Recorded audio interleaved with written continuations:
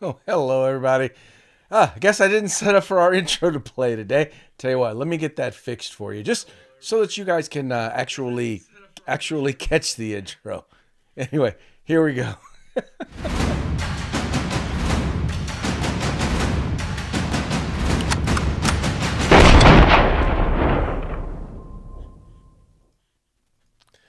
Alrighty, hey everybody, welcome back to the rundown.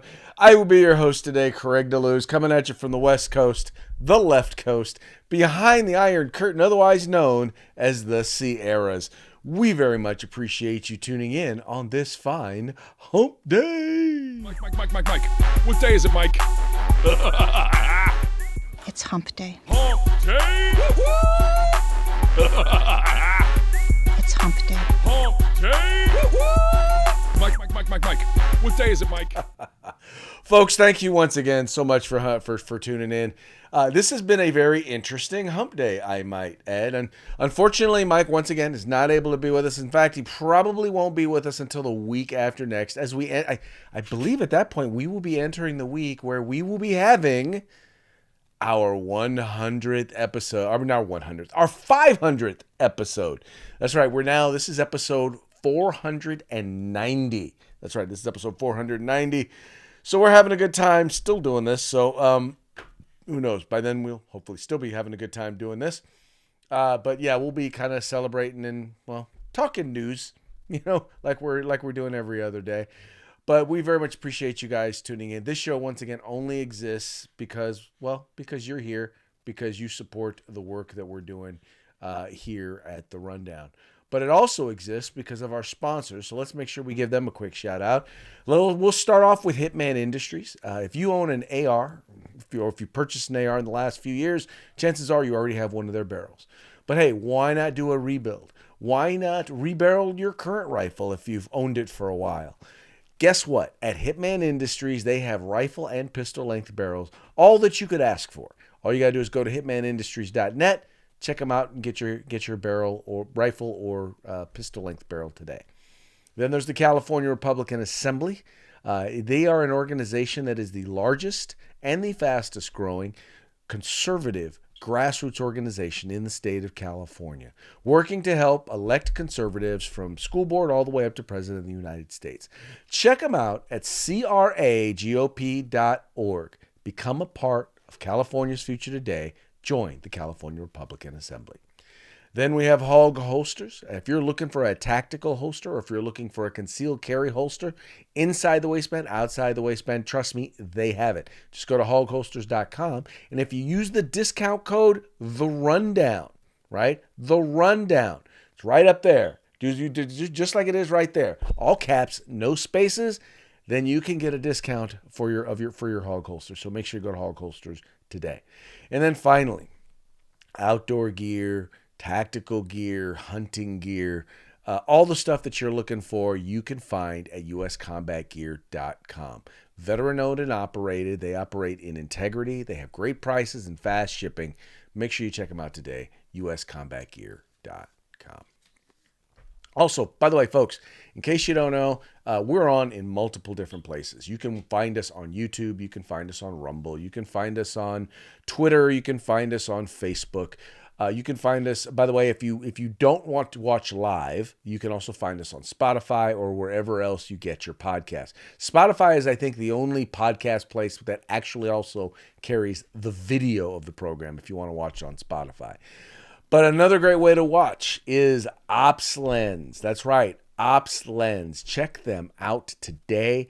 We run live on OpsLens, 3 p.m. Pacific, 6 p.m. Eastern. I know if Mike were here, he would say there's only Eastern, but he ain't here, so oh well.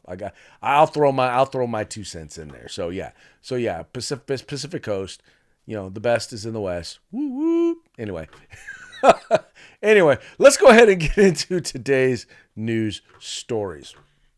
Our first story here today has to do with Fox News and the Dominion lawsuit. You know that Dominion Voting Machines was suing Fox News for a lot of money. That's right. They were suing them for $1.6 billion. that is an awful lot of scratch. Yeah, they were suing him for $1.6 billion. And it appears that Fox has settled that lawsuit for a pittance, $700 million. I feel like almost like I need to put the little, the little thing, with a little, hold on, the, what do you call it? The $1 million.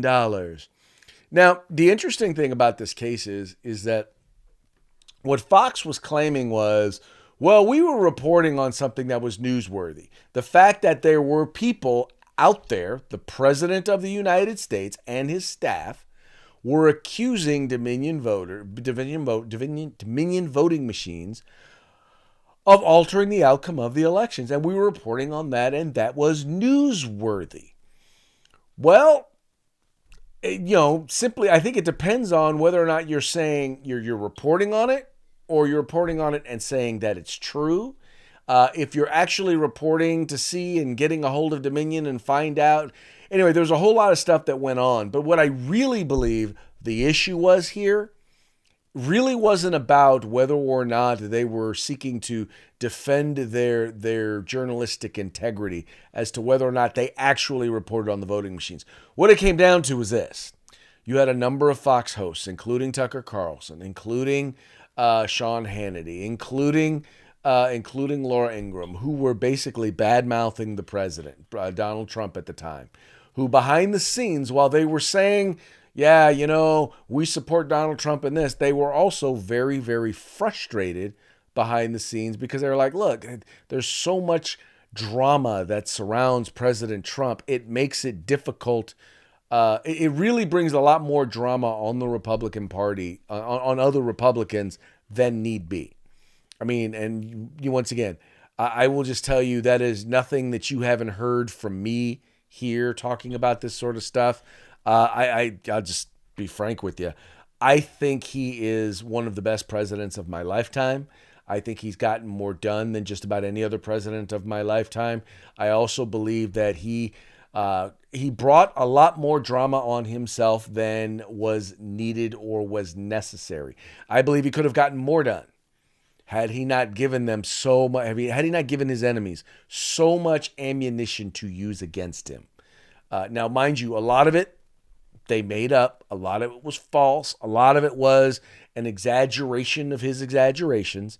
But nonetheless, dude just made it difficult on himself. Anyway, and I think a lot of people who supported him, like I supported him, expressed that. Now, the problem is that I've told you publicly how I felt about it. I've been out and about. I've been upfront about it, talking about it. Unfortunately, some of these folks, well, in order to keep their audiences, so they as I believe they would probably put it, they have been soft pedaling some of their concerns about how the president does what he does. And I think that they didn't want to do that. So because they didn't want to seem anti Donald Trump, I think they wound up settling it because I think that could have the very issues that they had with not wanting to be upfront and frank about their questions and their concerns about the case against Dominion. I think that now what they don't want is they don't want Sean Hannity or Tucker Carlson or Laura Ingraham on the stand restating some of the disparaging or less than supportive statements and comments that they made about then President Donald Trump. Anyway, I just think that's probably the issue of the concern that they were dealing with. And for them, it was worth $700 million to not have to engage in that. Now, that's why I'm a big believer. You know what? Be real. When someone does something that concerns you or that you have an issue with, don't be afraid to talk about it. Don't be afraid to say it out loud. There is nothing that I say to you on here that I don't say in private that are not is not part of my personal perspective, and vice versa. There's nothing that I say in my personal thing. Well, I'll say there's nothing I say in my personal thing, but the point is that I'm the same person whether the camera's on or off, in terms of how I feel about somebody or about some of the things that they do. And by the way, I can also distinguish the difference between whether or not I like somebody and whether or not I like the things they do. I can also do a very good job of, look, I like some of the things a person does. I don't like some of the things that a person does. And just because I happen to point out both doesn't make me a Donald Trump sycophant. It also doesn't make me a Donald Trump hater if I point out the things he doesn't like. And that's what I think we all need to. Those of us who operate in the commentary business, those of us who those of us who comment on politics. Yeah, Mike hates the word commentate. But those of us who comment on politics, we need to be honest about it. And by the way, the Dominion voting machine issues was probably, of all the issues that were brought up regarding the 2020 election, was probably the least provable, because nobody ever had any proof of it. We do, however, have a whole bunch of proof of government agencies colluding with social media companies, colluding with the Democratic Party, colluding with the mainstream media to hide information that was detrimental to Joe Biden in order to help get Biden elected. Whether it's the dossier, whether it's the laptop, it's a whole bunch of stuff. But we know that they work together. They work together in order to keep Donald Trump from staying in the White House. I don't think there's little doubt of that. Once again, if you don't believe me, read the Twitter files. You can watch the interview if you want. And by the way, that was just Twitter. But if they were doing it with Twitter, they were doing it with others, because all you have to do is watch the Joe Rogan interview with Mark Zuckerberg, where he talked about Homeland Security and the FBI coming to talk to Facebook prior to the release of the Hunter Biden laptop stuff. So we know this is happening. Anyway, and that in and of itself was enough, in my opinion, to be able to claim that the election was stolen. And when I say stolen, I don't mean, they stole votes. What I mean is they deliberately misinformed the public in order to push voters a certain way. And I definitely believe that. I also know that in several states, they changed the law in violation of the law, but they changed voting law and how voting took place, once again, in order to favor Democrats. And by the way, let's not forget, Zuckerberg gave almost $500 million to get out Democrat votership, right? $500 million, $400 million, over 400 million, under 500 million. So that's $500 million in order to get people to talk about, in order to get Democrats out to vote. So we already know that. We already flat out know that took place. Anyway, moving on to our next topic. What do we have here? The Lincoln Project, accused of racism. Now, this is an interesting one, and I realize for most people this is not a very big deal. They're like, who's the Lincoln Project, and why does it matter if they're accused of racism? Why are we talking about racism? Everything that someone does is called racism. Well, the Lincoln Project is a group of Republicans, mostly Republican consultants, that hate Donald Trump, that actually played a major role in not just Donald Trump not getting elected, because they put out a lot of information against Donald Trump, but also they put out a lot of information against people running for Senate or Congress who supported Donald Trump. So not only are they at least somewhat responsible or partially responsible for Donald Trump not getting reelected, they're also partially responsible for Democrats taking control of the Senate. Democrats would not have won those special elections, the 2 senatorial seats that they wound up winning in 2020 or 2021 in those special elections, were won largely because, or not largely, in part because of the Lincoln Project. So all of the whether it's all of the massive spending, all of the stuff that we've been seeing is all a result, or at least in part a result, of the Lincoln Project's work. Well, they decided to come out against a gentleman named Tim Scott. Now, Tim Scott, for those of you who have not heard of him, he's a senator from South Carolina, and he is a solid dude. He is, I'll put it to you this way: if you look at the legislative victories that Donald Trump had, he was largely responsible for them. When I say that, he's the one who guided that legislation, who helped develop a lot of that legislation and got it through Congress. But basically, a Lincoln Project advisor he's accused of racism after calling him. She called Tim Scott a racial security blanket for the GOP. And let me read a little bit of the article for you. Appearing on MSNBC's The Saturday Show, Jonathan Capehart this past week, Never Trumper Tara Setmayer, a senior advisor to the Lincoln Project since 2020, discussed Tim Scott's recent 2024 presidential campaign launch. Listen, Tim Scott, bless his heart, is trying to make a name for himself now, taking advantage of the fact that Republicans every election cycle need a racial pacifier, she said. He's the racial security blanket in this race. Here we go. Once again, here we go. The Lincoln Project. Tim Scott was in hiding during the insurrection Donald Trump created. Despite that, he's still Trump's biggest fan. Tara Setmayer tells MSNBC. Now Dangerous Scott is supporting this extremist threat to our democracy. Now, they want to paint Tim Scott as a token. But like I said, I say this because I've met Tim Scott on multiple occasions. Very, very intelligent man.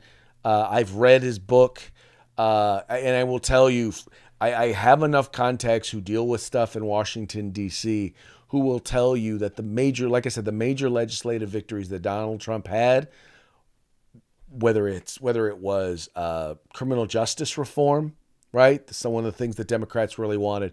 He's the one that took kind of the lead in the helping to get the executive order put together that dealt with police reform. He's also the one that ushered through opportunity zones, right? I mean, these are some major legislative accomplishments that Donald Trump had, and Tim Scott was the reason for them.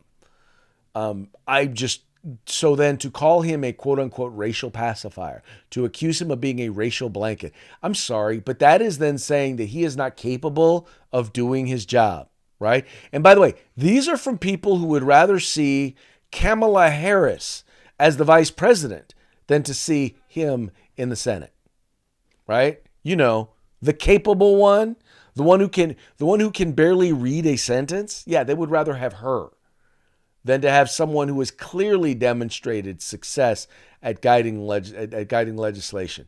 I will say this: my hat goes off to Tim Scott. I hope he accomplishes what I think he believes he can accomplish as a candidate for president of the United States. But I really want to see him there in the Senate. I want to see him stay in the Senate. I want to see him be successful. If I had my way, he'd be majority leader. But that's just me. But I think that it's important that we call some of these folks out when they do stuff like this. And by the way, yes, they call themselves Republicans. I prefer to refer to them as jackasses in elephant suits. I don't use the word rhino anymore. Jackasses in elephant suits is my preferred term, my preferred pronoun for them. But this is ridiculous. No, you don't get to just accuse people of stuff like that. You don't get to just call people names like that. And I think it's important that we stand up and we call it out for what it is. And that's the problem is it's generally not Republicans who are the racist ones. Most of the times it's those people who oppose Republicans. Because as soon as I, as a black man, stand up and say that I'm a Republican, I get treated like there's something wrong with me, right? Because I am talking facts, I am talking data, I am talking policy, and they're all talking emotion, myth, and nonsense. So anyway, I hope I'm really hoping that the Lincoln Project continues to go down in flames. Because every time you hear the Lincoln Project now, it just gets worse. And what's funny is now you're starting to see even Democrats are turning on the Lincoln Project because they feel like they don't need them anymore. Although they may be trying to resurrect them only because they're realizing that Donald Trump is more popular than he's gaining more and more popularity the more they attack him. So I think they feel like they need Republicans to attack him some more. Anyway. Next, we have Catholic school suspends teen over trans ideology. Now, this one you're gonna trip off of. So, a kid in Canada goes to a Catholic church or Catholic school, and goes to school one day and basically expresses that he disagrees with the school's policy regarding transgender students, in particular, transgender women transgender women, which are basically males transitioning to females in female bathrooms or female locker rooms with female athletes. Now, I know what you're thinking. What's the Catholic Church? So clearly, it must be a case where he supported it and the school said, no, the Bible does not support this, so therefore we will not allow this to happen. No, it was the exact opposite. In fact, this student was like, look, he went to school. He said he had some female athletes come to talk to him, and they were concerned because they just did not feel comfortable having biological males in their locker room with them or having to compete against biological males in high school. And so he went to the church administrators, right? They went to the church administrators, and he talked with them about it. He even used scripture to support his argument, and they suspended him. And he was told he was not allowed to return to campus. Now, when he did return to campus, they had him arrested. Now, the Catholic diocese, by the way, and the Catholic diocese has nothing to say about this. They are quiet. They are mum. They have no idea what to say. And I'll tell you why the Catholic diocese has nothing to say. It is because there is a split within the Catholic Church. There are those who believe the Bible and those who do not. There is a great socialist movement within the Catholic Church. And for many, in particular, it's rooted in a lot of third world countries, but they utilize the Catholic Church as a way in which to organize for their Marxist socialist causes. And I know this because I've seen this happen. When I worked in the state legislature and I would meet with the Catholic diocese, I would get almost two different meetings. I would get, once again, those who supported what they supported that was consistent with the Bible. Didn't always agree with everything that they stood for, but at least I could sit there and I could say they're not, at least with them, I could sit there and say, look, at least what they're supporting is consistent with the word. But you couldn't say that for those Marxists, right? For those social justice warriors, for those who believed in what they call it, liberation theology, that is not biblical. And so now you have a student at a Catholic school, a Christian school, who's not only been suspended, but has been arrested because he did not support an ideology that is inconsistent with the Bible. He took the biblical position, and the people who were supposed to take the biblical position had him removed and had him arrested. Folks, I'm going to tell you right now, I'm just going to say this. If you are not at a church, if you are at a church, and that church has values that are inconsistent with your own, and I don't care if they're political, if it's social positions, whatever it is, if it's inconsistent with your values, as noted in the word, right? I'm like, or at least inconsistent with their word. Because I'm like this. I don't shape my religious beliefs, my moral values, my faith beliefs around my worldview. I shape my worldview around my faith. And that's what we all should do. So if you're going to a church that preaches a gospel that is inconsistent with your faith, or with your politics, if those are not all aligned, maybe you either need one or two things. One thing. You need to consider going someplace else. In this particular case, maybe if this diocese is not willing to stand up and defend this student for standing up and defending the Bible, maybe the people who go to that diocese need to reconsider why they are attending church at that diocese. I'm just saying. I could be wrong. I'm rarely one to badmouth the church, but I don't think this is badmouthing. I think this is actually pointing out reality, pointing out the truth, and I appreciate this young man. I applaud this young man for standing up for the truth. All right, what do we got here next? Oh, this is a fun one. So you know how we have, all of these anti-gunners out there who are pushing smart guns? Smart guns, those guns that only allow the person who's a registered user to utilize it. Those guns that have proven to be hackable, that have proven to fail multiple times in study after study after study. Well, and by the way, the anti-gunners, they continue to push it. Well, not anymore, because now there appears to be a smart gun that at least doesn't fail as often as the rest, right? It appears to be a wee bit better. It's good enough that they actually feel comfortable putting this gun out on the market. And that has led to our good friend Cam Edwards over at Bearing Arms actually put together a piece, Anti-Gunners Are Having Second Thoughts on Smart Guns.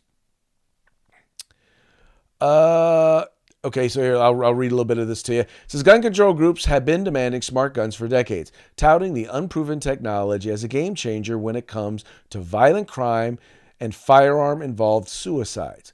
But now that a Colorado company is taking pre-orders for its $1,600 pistol, some anti-gun activists are starting to express reservations about the tech.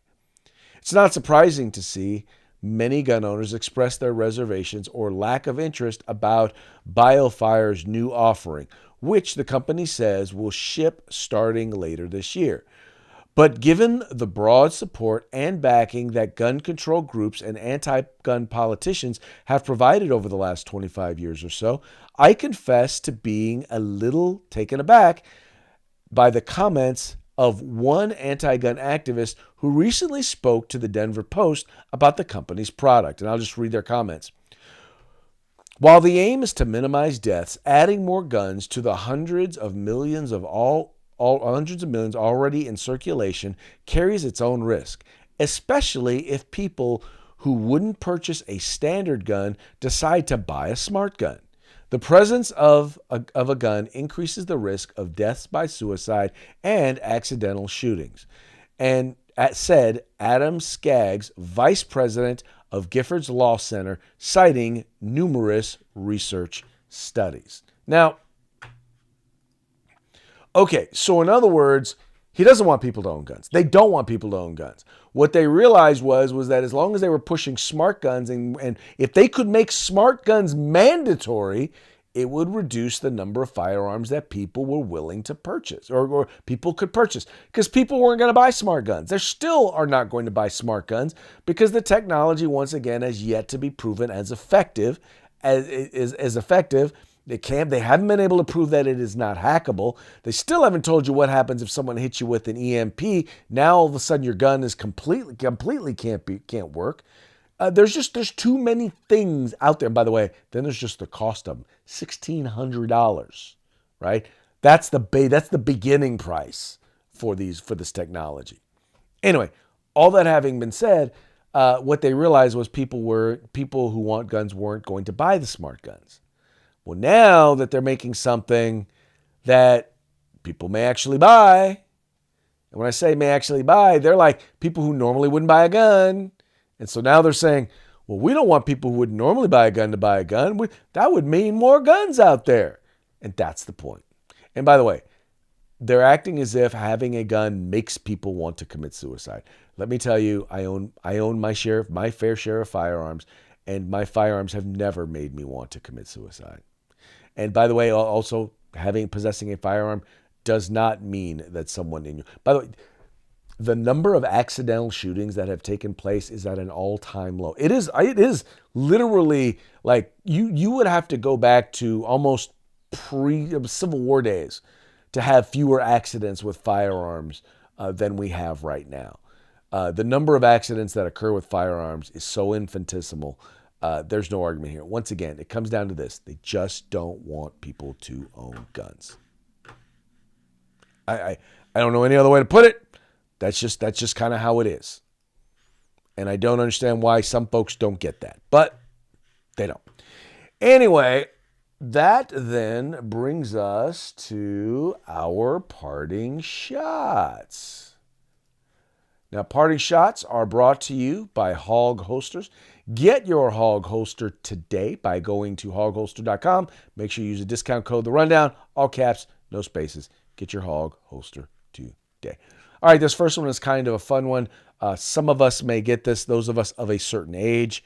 Let me share this one with you. It says, what's the difference between an alligator and a crocodile? And it's got two pictures. I believe one's an alligator. Well, I guess one's an alligator, one's a crocodile. It said, I believe the difference is that one will see you later, and the other will see you after a while. I could be wrong. I'm not a zoologist. I definitely could be wrong. I am not a zoologist, but I find that hilarious.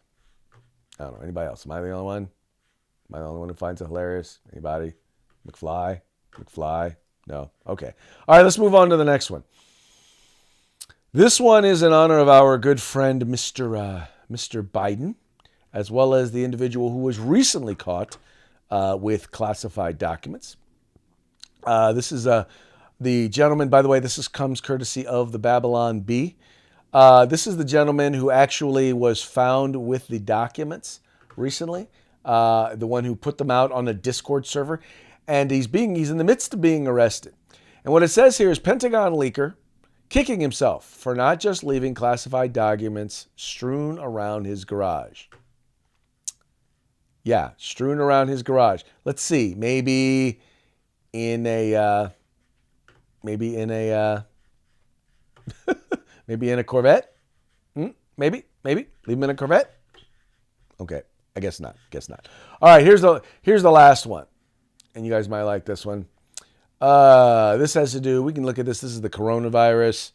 I trust science. And the cat here, the lady looking at the thing saying, I trust science. And the cat looking back with the vegetables in front of him saying, you trust the television. Ain't that the truth? Because time and time again, we have proven, and it has been proven, that science had very little to do with anything that we have seen relating to how the government dealt with COVID, or how people saw COVID.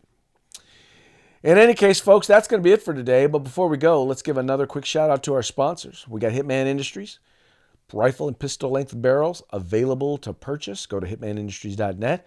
The California Republican Assembly. Be a part of California's future today. Go to cragop.org. We've got Hog Holsters. Get your Hog Holsters at hogholster.com. Use discount code Rundown, all caps, no spaces. Get your Hog Holster today. And then, looking for combat gear, outdoor gear, tactical gear, you'll find everything you need right there at uscombatgear.com. And with that, we will call it a day, and we'll be back tomorrow on Thirsty Thursday. Y'all take care. We'll talk to you tomorrow.